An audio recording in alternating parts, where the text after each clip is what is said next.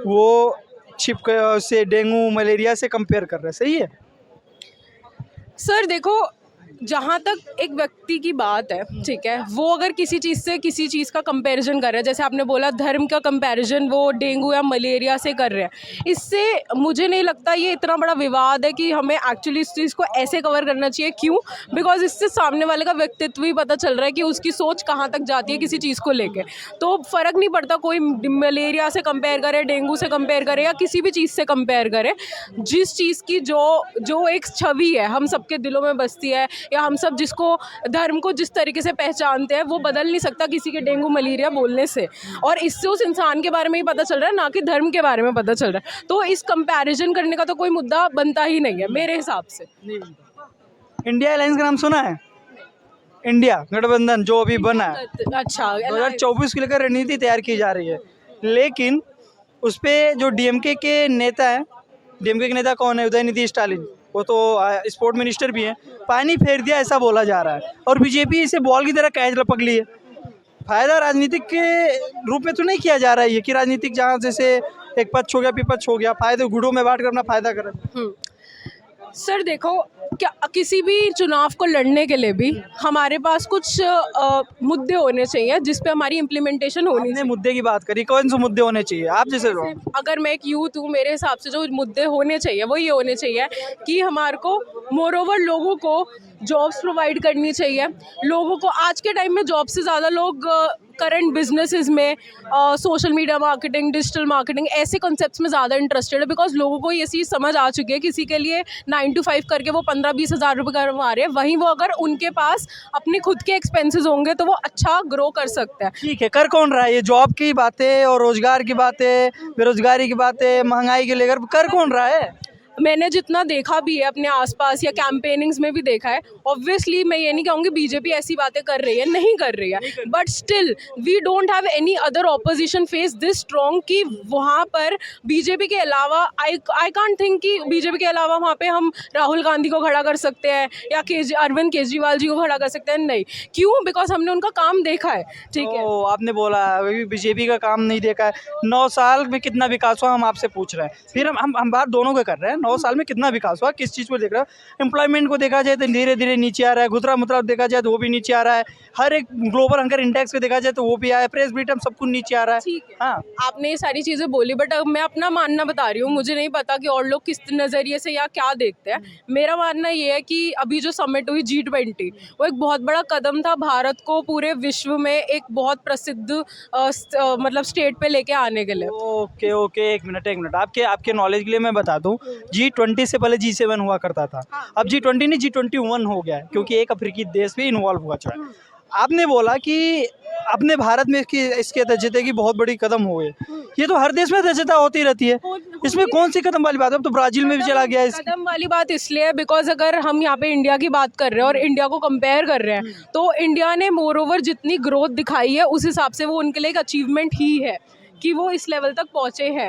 And आज इतने सारे देश उनके साथ जुड़ना चाहते हैं। हमारे को बहुत सारी रिलैक्सेशंस मिली है, जैसे कि बहुत सारे देशों में हमारा वीज़ा कैंसिल हुआ है कि हमें वीज़ा की ज़रूरत नहीं है, हम वहाँ पे इजीली ट्रेड कर सकते हैं, जा सकते हैं, घूम सकते हैं। ये ग्लोबल पर्सपेक्टिव के लिए एक बहुत बड़ा कदम है जो बीजेपी ने उठाया है। इसके पहले नहीं थे?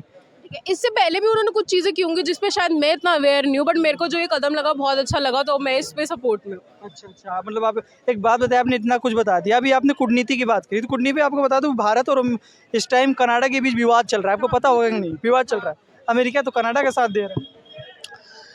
सर देखो, जितनी कूटनीति, हम भारत की छवि, विश्वगुरु भारत की छवि ही बता रहे हैं, कोई इशू है ना? बांग्लादेश जैसे देश भारत के उस पे उतरे हैं, लेकिन अमेरिका तो सुपर पावर, भारत का अच्छा दोस्त माना जाता है। अच्छा दोस्त माना जाता है, पर वो ऑब्वियसली हम हर चीज़ को अंदर ही अंदर ये नहीं देख सकते कि कौन किसको किस तरीके से सपोर्ट कर रहा है। हमें वो दिखाया जाता है जो हमें ऊपरी तौर पे दिख रहा है, ऊपरी सतह पे दिख रहा है, बट अंदर ही अंदर उनके क्या विवाद है, क्या डिस्कशन है, क्या बात है, वो हमें नहीं पता। महिला सुरक्षा को लेकर क्या बोलना चाहती है, अब ये बताओ। छोड़ो सब महिला कुछ। सुरक्षा बिल अभी पास हुआ है रिसेंटली। अरे वो वाले महिला सुरक्षा की बात नहीं कर रहा हूँ, है ना? वैसे महिला सुरक्षा के लिए मैंने अभी कुछ टाइम पहले भी एक चीज़ बोली थी, और वो यही थी कि मैं चाहती हूँ कि बीजेपी के एक स्ट्रॉन्ग नेता जो जैसे योगीनाथ आदित्य हैं, ठीक है, वो बहुत अच्छे नेता, वो वो बहुत अच्छे नेता इसलिए हैं बिकॉज उन्होंने जितने भी क्राइम्स हुए उन पे इंस्टेंट एक्शंस लिए हैं। अगर कोई भी ऐसे लज्जाजनक बात हुई है या कोई घटना हुई है, उन्होंने सीधा इनकाउंटर करना ज़रूरी समझा है। तो क्या अगर इनकाउंटर से बुलडोजर चलाकर ही सारा न्याय मिल जाए, है ना, तो न्याय कैसा हुआ? हमारा संविधान भी इसका हक नहीं देता। पूछा है, अगर संविधान हक नहीं दे रहा, आपने ये चीज़ पूछा, आपने महिला सुरक्षा पूछा, ठीक है। कोई इंसान न्यायिक प्रणाली के द्वारा काम किया जाता है, आप मानती कि नहीं इस बात को?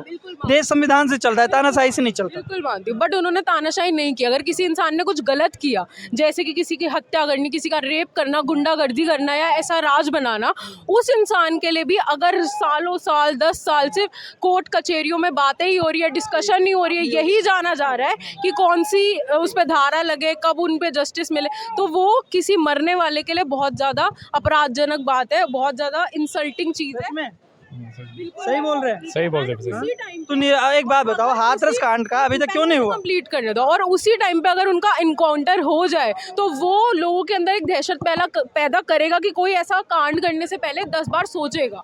सो ये ऐसी जस्टिस होनी चाहिए। आप डीयू में हो ना? हाँ, आप डीयू में से कर चुकी हो। अभी आप कहाँ से कर रही हो? जामिया से कर रही हो? नहीं, हाँ। जामिया से नहीं कर रही हूँ मैं। नहीं, मैं इग्नू से कर रही हूँ। इग्नू से कर रही हो? हाँ जी। ये ज्ञान जो आप ले रही हो, प्राप्त कहाँ से हो रहा है? कौन सी इग्नू से ही प्राप्त हो रहा है कि एक यूनिवर्सिटी और चलती है बीजेपी IT सेल के द्वारा? आपको बताते रहा हूँ, व्हाट्सएप यूनिवर्सिटी।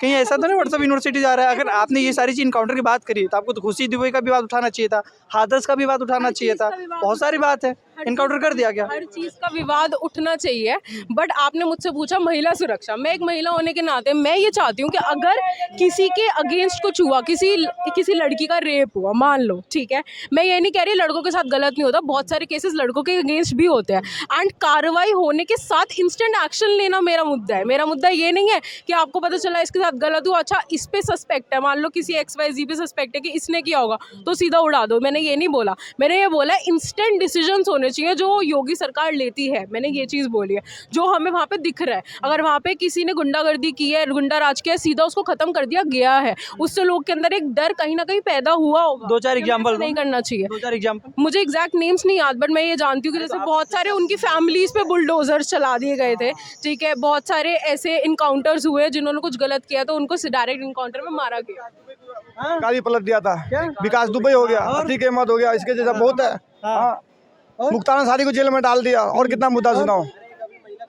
अभी देख लो, अभी फिर हुआ 2-3 इनकाउंटर रहीम सहीम करीम को हुआ। हाँ, कोई एक धर्म के लिए ही है क्या इनकाउंटर? धर्म एक के नहीं है, सबके लिए। तो नहीं, विकास कौन सा है? विकास दुबे कौन सा धर्म का है?